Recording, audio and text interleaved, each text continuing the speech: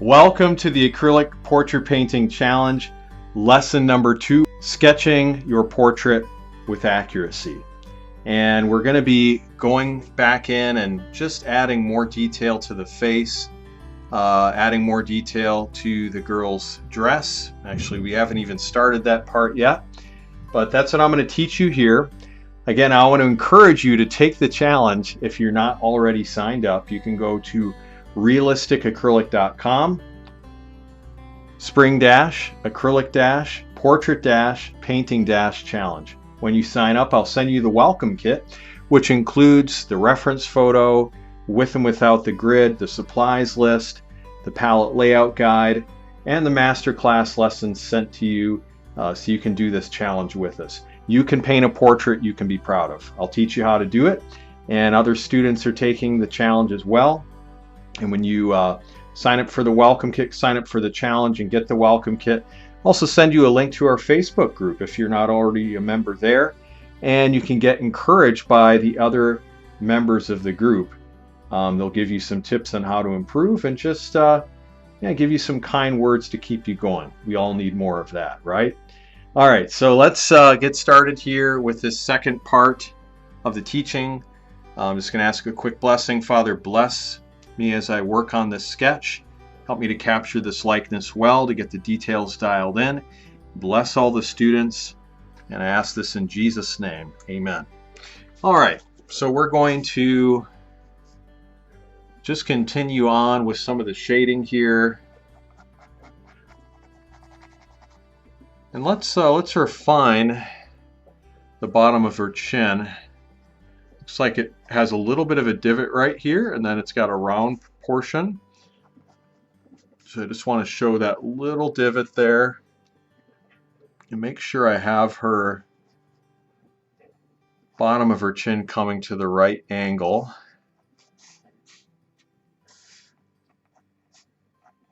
A little bit of shading right here. I'll put that in there. That'll help to just show the proper roundness of her chin.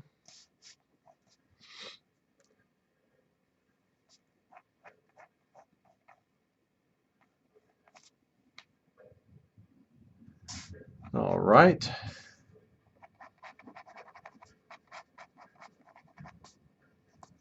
And let's put a little bit of shading here underneath her eyes. There's this area between this concentric eyelid fold underneath, and I want to just show some of the separation between that and the cheek area. So I want to make sure I have this shadow coming out to about the right level. And I'll just do a little bit of cross hatching and shading just to show this separation of the form, and to plot out where I'm going to put some of my shading when I start to fill this in with paint. I'm going to show the shadow under her eye socket region as well. Just a little bit of a shadow there. That's important to capture that. Also put in a shadow here on her nose and get that form in a little bit. And I think this area can come out about that far.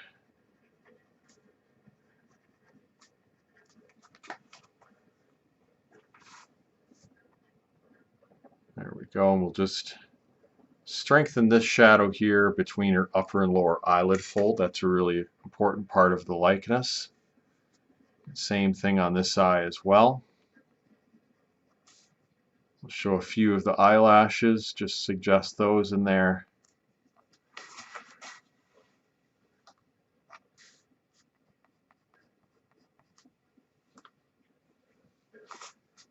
And let's just strengthen this shape of the lip a little bit as well.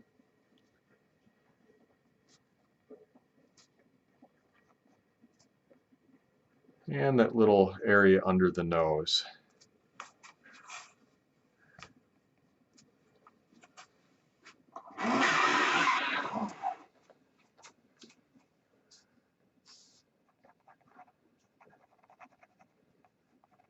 This little divot under her lip area is important.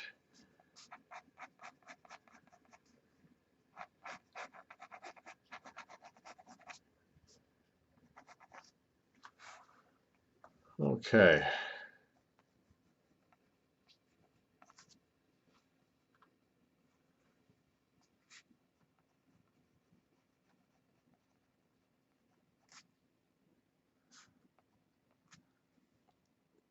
Now, I'm going to put a little more shading in her hair and just refine that a bit more.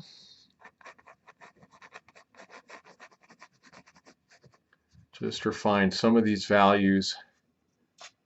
Now the nice thing about colored pencil is it doesn't smear very much.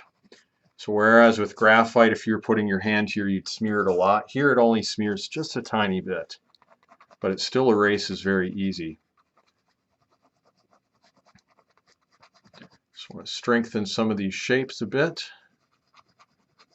I don't have to put every little divot in there, but I do want to put some of the more prominent ones.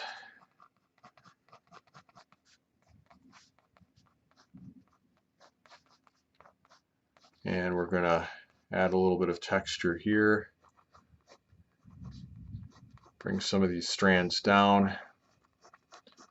Get some distinctions and values. So I try to just basically have two tones, maybe two, three at the most.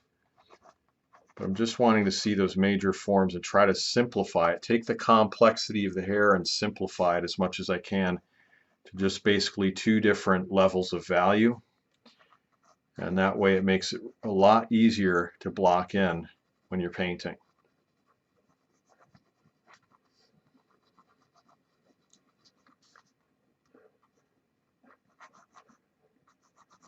So here we have a little bit of a separation right in the middle. Right in the middle here we have a little bit of a separation in the value. So I want to show that.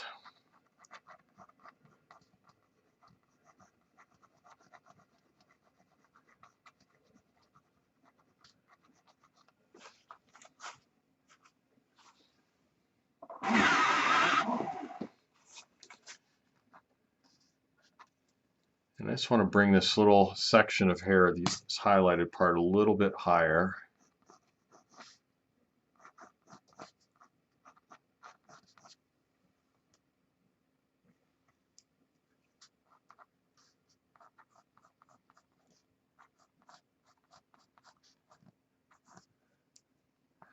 Yeah, it does seem to come up all the way up here.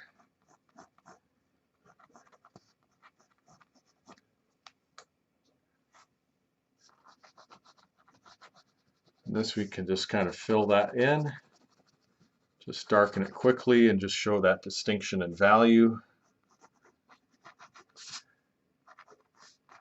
And we're going to fill this area in and just show that distinction and value.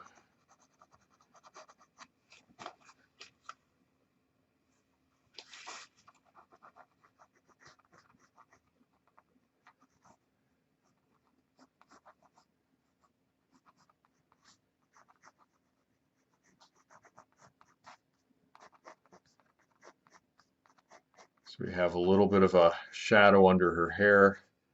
So I get a hard edge and then I get a little bit of a cast shadow implied.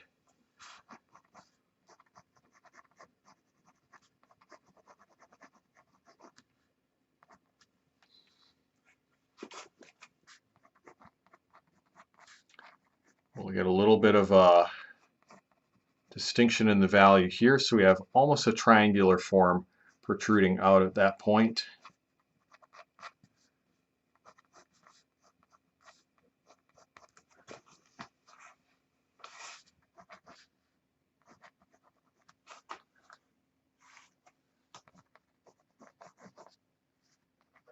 Here we'll have a few strands flowing in the other direction.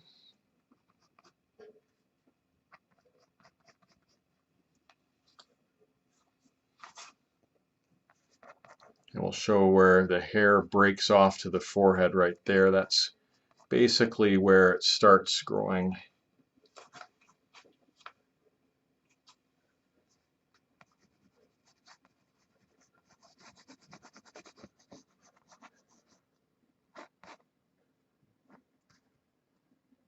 And I really want to see the shape of her forehead right here clearly.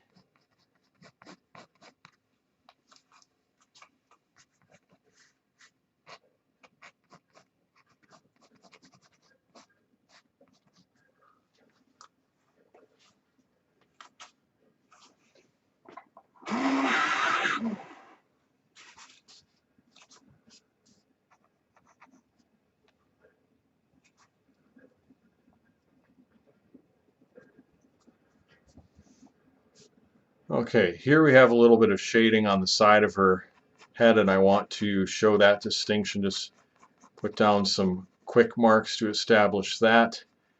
I want to establish basically the edge of that shading. Now, it's going to be hard to see because on your reference photo, you'll notice several areas of gradation, but you just want to pick out where the transition happens the fastest or most distinctly. And I see a line of separation right here, a major shift in value. Even though it's somewhat smooth, I'm going to pick this as that point where it shifts. And again, we're trying to take that complex and make it a little more simple, because then when we paint, it'll make it that much easier. And we can add the complexity later in the painting stage. But for now, for the sketch, we want to make it a little simpler, because then when you do your first layers to establish the value, you'll know very quickly where to place them. So I'm going to make a distinction right here.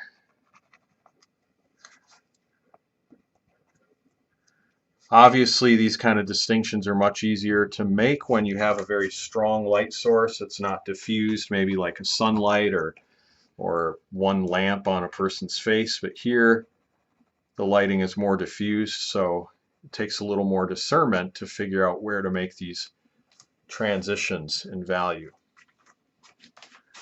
Again, I'm going to place it right here.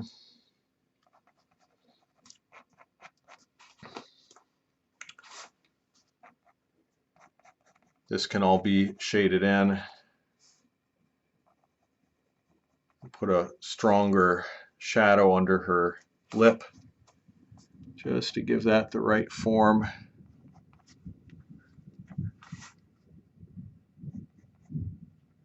A little bit of a cast shadow from the top part of her lip going down. That'll be important to imply that.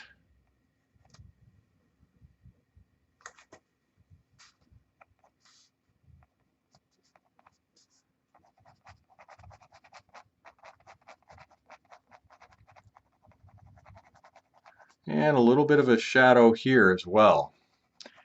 So we have the cast shadow coming from the cheek area onto her neck. That can get quite dark.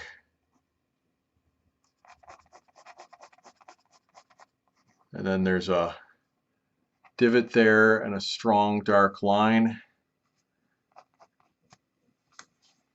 Separate that. So you don't want to just make this form just completely round. You want to see those irregularities.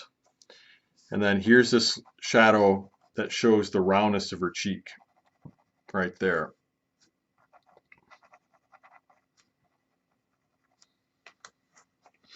So place that right at that point.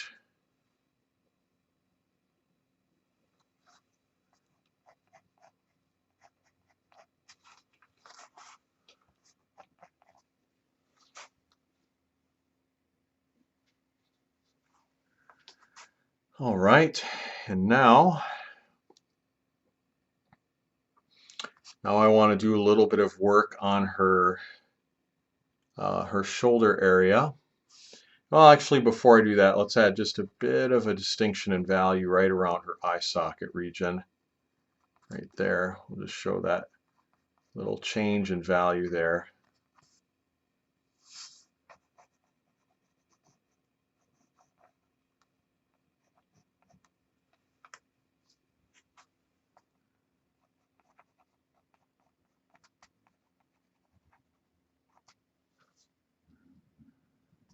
All right.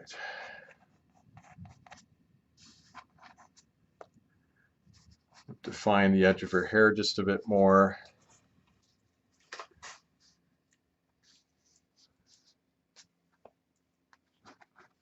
Bring these lines down.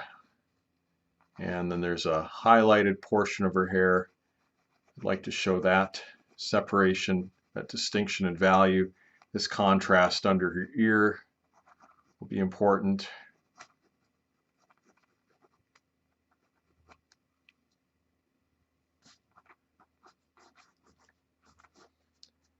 And then we want to have this shadow flow down, but there's just a bit of a highlight on this lock of hair. And I'm just leaving room for that.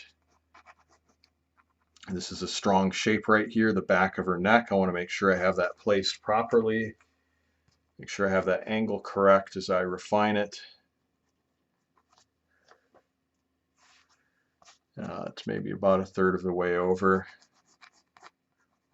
And then we just darken this whole mass of hair. And we're trying to just get rid of the idea that we're sketching hair, and we want to see those distinct shapes of value, kind of the geographical places that they occupy within the sketch. In my previous challenges, I called these areas like nations and states. So you have these large areas and these smaller areas, and they're just distinct shapes. And you'll get into that even more as you do the painting process. But you want to just break down these complex forms of hair into simple shapes and just try to think of them as little triangles that are rounded off, and little Z's and N's and P's, and just different things you can think of that they look like. Just try to see those shapes. Here we have kind of an oblong rectangle, almost a parallelogram. So this shape here that I'm sketching in is, like a little rectangle, but then it has an angled side on it. So just really try to see those forms in there. Bring that distinction out all the way to the edge.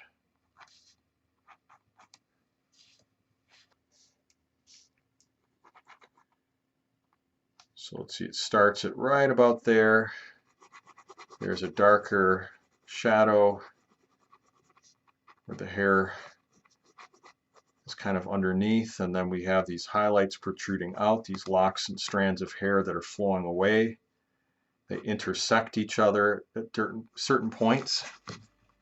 So we want to portray that.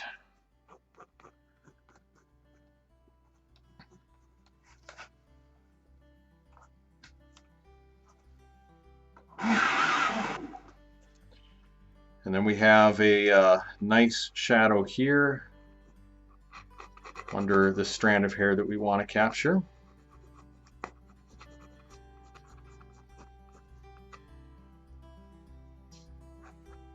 And again, we want to get some separation between the back and that light color of her shirt and the dark color of her hair. And we're trying to get that even in this stage here in the sketch. Yeah, we're making some very skinny triangular shapes. So just blocking this in right here, getting that separation between the forms, showing these different angles here where they meet together. Some locks of hair should be a little skinnier, some should be a little fatter. You don't want to make the mistake of making them all the same width or going all in the same angle.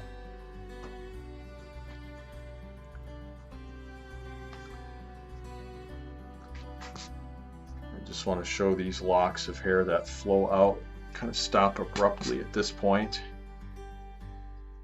And we have a strand of hair that flows down.